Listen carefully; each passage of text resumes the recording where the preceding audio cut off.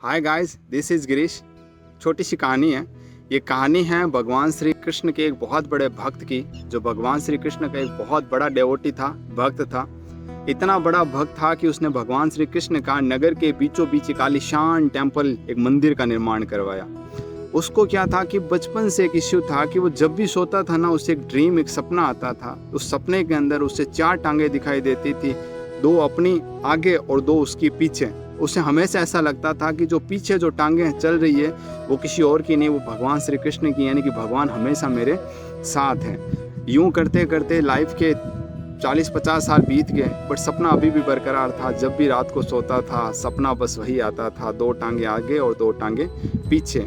यूं करते करते एक दिन ऐसा हुआ कि उसको एक व्यापार में बहुत बड़ा लॉस हो गया। तो फिर वो सोया तो भी वही सपना, 2 टांगे आगे और 2 टांगे पीछे।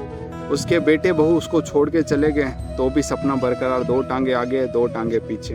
उसके बच्चों ने उसका साथ छोड़ दिया, उसमें बेटी भी थी, तब भी सपना वही, 2 टांगे आगे 2 टांगे पीछे।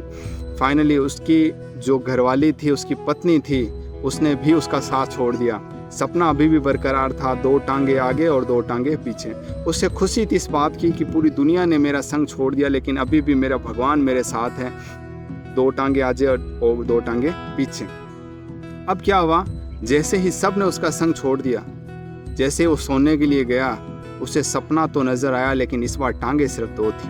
वो वरीड हो गया, उसको चिंता सताने लगी। अल्ले भगवान, ये क्या हो गया। व्याकुल हुआ, भगवान के मंदिर गया, सिर पटक पटक के रोने लगा। भगवान से कहा कि मेरी गलती क्या है, सारी दुनिया ने मेरा संग छोड़ा, मुझे कोई दुख नहीं, लेकिन तूने मेरा संग कैसे छोड़ दिया।